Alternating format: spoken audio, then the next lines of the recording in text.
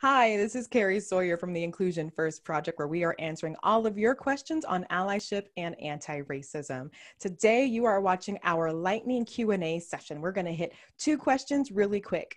I have an incredible guest today, Jaclyn Sarnese, and she is going to be my co-host, and she's going to be giving us some insights from her perspective all around anti-racism and allyship. Jaclyn, will you please introduce yourself today? Sure. Thank you for having me, Carrie. My name is Jaclyn Sarnese. I'm the founder of Elevated Teaching, and I focus on teacher empowerment and how to support teachers, especially at a time like this. Perfect. So I know that there's lots of diversity, equity, inclusion happening in STEM classrooms. And so we are super excited to have you. Thank you so much for being here today. Okay, we are going to jump into the questions. And I'm going to read the first one to Jaclyn, and then she's going to go, and then we'll flip-flop on that. So, Jaclyn, when we think about allyship and anti-racism and everything that's going on today, is there ever a situation when it's better to stay silent? If not, what are effective ways to be vocal in tricky situations?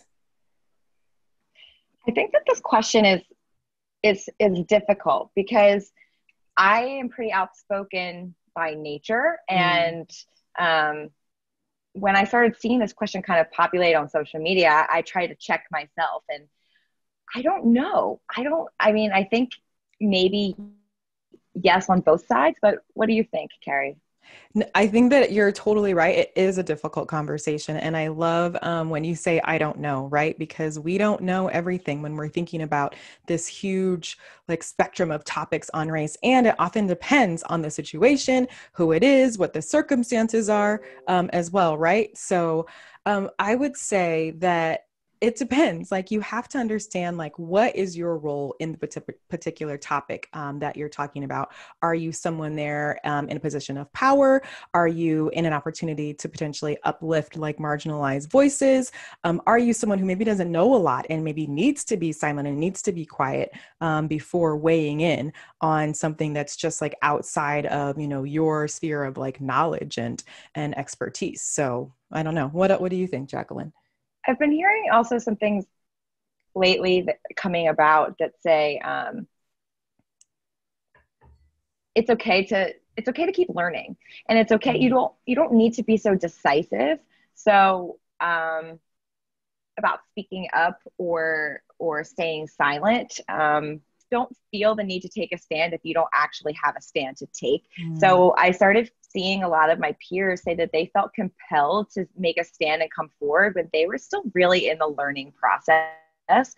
So I think that it's okay to stay silent if you're still in the learning process, and you just want to listen. Mm-hmm. And I think, if that is the phase that you're in, it's okay to say that, right? Hey, I have a perspective on a lot of things. And I might know my perspective on part of this, for example, Black Lives Matter or killing innocent people is wrong. But above and beyond that, in this particular subject, if it's something more detailed, then I have some learning to do. And I actually love the idea of that, especially modeling, hey, I don't know everything. And hey, I'm educating myself. And I'm going to go take that space. But I did want to just let you all know that versus not saying anything at all, because sometimes when you don't say anything, people are like, well, why didn't they say anything? What do they think? Are they tapping out of the conversation? Are they afraid of what other people are going to think? We fill in the narrative, right? So even letting people know I'm figuring things out right now, that's why I'm not talking, but I will be back once I have some more information and I can kind of give an educated perspective. I think that's a really great point, Jaclyn. I think that a lot of people don't want to say what they think is obvious, that they're like, oh, well, of course we don't want to kill Black people, or of course Black Lives Matter. Or, maybe Black Lives Matter has become part of this trend, but things that are seemingly obvious. I never thought anyone would want to kill any particular group. So I think that but in teaching, I always tell my teachers that making your students speak out loud, if they can make their thoughts visible, then you can better understand where they come from. So I think we're starting to get into this empathy, and that you can say things that are on your mind, even if it isn't speaking to the greater point, or even if you are acknowledging pieces that you do understand, like you said, and also, saying, I still need to learn more about some of these other places. In teaching, we refer to that a lot.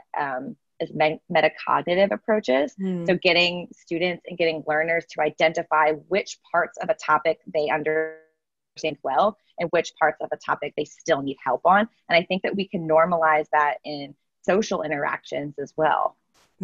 I love that. I think that's a really great idea and a really great example. I think sometimes people don't say things also because they're afraid of saying the wrong thing.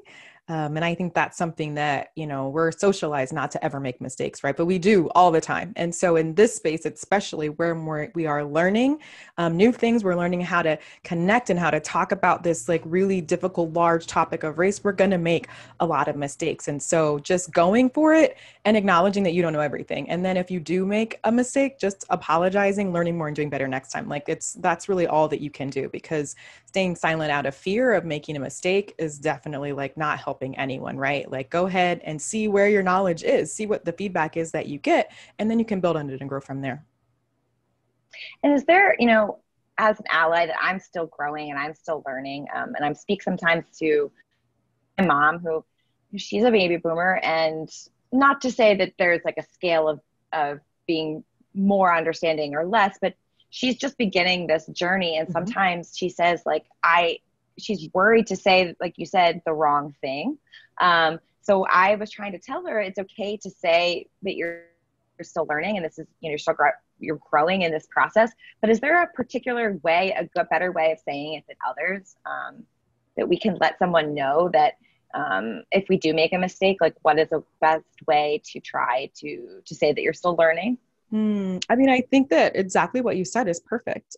Just, hey, I'm not sure if this is the right thing or if I have a full understanding or if I'm going to maybe misspeak on this, but I just want to let you know kind of what I'm thinking. And I would love to get your feedback too, to see like where I can learn, right? So offering that up, right? Because when someone knows like you're not making a definitive statement, you're just like sharing your thoughts, they're more likely to give you some leeway. And the people that you're having this conversation with is also really important, right? Like if your mom's talking to a stranger, like might not be the best time to like go out on a limb. I mean, maybe that depends on the circumstances, right? But if it's with someone she trusts, they're absolutely going to give her that leeway, right? Hey, I'm trying to learn, like I'm trying.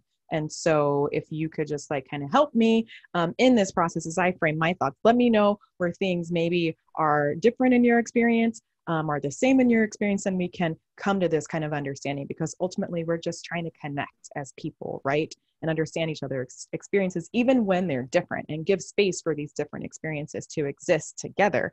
And so in that comes that empathy, that understanding on both sides, and that grace that we want to give people as we're entering into these discussions together. Yes, and you're so right.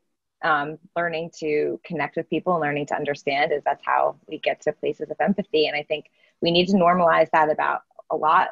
And in teaching, we're talking a lot about the social emotional learning. And I think everyone in our society needs to get better at talking about topics that are kind of seemingly abstract, because maybe we didn't have that same guidance growing up. Mm-hmm. I know I didn't. I was never told to really talk about abstract concepts or soft skills or things that, when I say abstract, I mean, I learned science, I learned biology. I didn't talk about race until I was in college and I was an education major. And it was in that program and we were told like, these are conversations that everybody needs to have. And these last couple months, I'm seeing it more than ever. Mm-hmm. No, absolutely. I think that's a really great point, Jackie. We all need to practice having these conversations. So that's awesome. So I have a question for you, if that's okay. Yeah, of course. How do you know if your activism is performative? Yes. So I love this question. I love all the questions because that's why we're here, to answer the questions. But the idea of performative activism. And so just to take a step back, that basically means like you are, taking your stand, speaking up, but you're not really doing it for the right reasons. You're doing it so that like you look good, or like some other motive that has nothing to do with advancing the cause. And so how do you know if that's what you're doing? Well, that actually is totally inside of you, right? Like, what are your motives? And when you are deciding to take your stand, to speak up, to educate yourself, whatever it is that you're doing in the realm of anti-racism and practicing anti-racist ideas, you need to think about what your goal is. Like, is my goal to educate myself? Is my goal to amplify some other person's voice? Is my goal to like black out my Facebook so that everybody knows like what's up with me? Right. And so thinking also about what's your impact? Like whatever I decided to do, like what is the impact? And is it having the impact that I want? Right. So you still have to understand like why you're doing things. Like if the only thing that you're doing in the stream of the field of anti-racism is like putting up a black like photo, unless you're like, I don't know, I'm Julia Roberts or someone who has a huge following where that actually does make a big difference, then you're not really doing a lot, right? But if you're reading, if you're joining a book club, like these are all small steps that we can take that totally help you to be a better ally, a better activist. And so those things matter. And so really thinking about like, why am I doing this? And what happens when no one is looking? Am I still doing this and saying the same things, right? Or am I just doing this because I feel like people maybe are watching me, or it's going to make me look good or feel good about myself, but I really actually don't like have a big desire to like push forward or have an impact larger than just that moment of being able to pat myself on the back. So I think that that's kind of what I was leaning towards when I was thinking about maybe sometimes it is okay to be silent, that don't speak up just for the people around you so that they hear you saying something, like actually have something to say. And actually, when you're talking about setting goals and setting motives, I feel like that kind of completes the picture in my scrambled ideas in my head that didn't really come to a clear point quite yet. But coming to those goals, and that's what we say a lot in education too, like don't do something just to do it. You have to, if you have a specific learning target or a specific learning goal, of course that's going to be more meaningful, and it's going to have longer outcomes, and also it's not wasting anybody's time. But how do we stop that? Like, how do we stop people from, I mean, maybe stop is the wrong word too. Like how do we, I guess, how do we stop that? Yeah, like how do we call people into like more intentional action? And I think honestly, doing things like this, for example, like answering questions, going out and watching other webinars and seminars on people talking about race in different sectors and different capacities, like reading. It's really, there's so many things that we can do. It's really about understanding like where do I fit into this? Like how can I understand my privilege? How can I listen to the people who have different experiences around me? And then how can I figure out how to make things better based on my own unique skills and talents and where I'm situated? One thing that I like to say is that we all have a very unique sphere of influence, whether that's at our work, in our community, at our place of faith, in our family. People are always watching us. And so you can have a significant impact in what you do and say, and also what you don't do and what you don't say as well. And so modeling that for other people, and then going back to that whole goal thing, like what do we want our world to look like? When we think about anti-racism, when we think about getting rid of sexism and all of the other isms, right? What do we want the world to look like? Because if we come up with just a couple of bullets around that, then that can also help to guide us, like when we speak and when we don't, and how we act and what we say, right? So I think knowing that I want to create a world where people are able to like walk in anti-racism and understand what that means and what that looks like. Then if like there's a campaign on Facebook to black out your, your picture, does that help me to push forward my goal? Like not that much. So it might not matter if I don't do that, but there might be other things that I would do instead in service of that particular goal. And so thinking about that vision of what we want to create and then matching our actions to that, I think would be a really awesome step for people to take. So not to be cliche, but it sounds like the change you want to see in the world. And I love that. I love how you came back to thinking about your own sphere of influence, because it sounds corny again to say start small, but so as me as an educator, because when I first say, how do we stop that? I design professional development. So my mind is going to the 5E model and how to like structure, because I guess that's my little box. But then when you kept talking, I started thinking a little bit more about my sphere of influence. And you mentioned, diversity in STEM and how that is like a topic that comes up in STEM education. And I hear sometimes from white families that I hear of them speak negatively about maybe a scholarship or something that's available to underserved populations.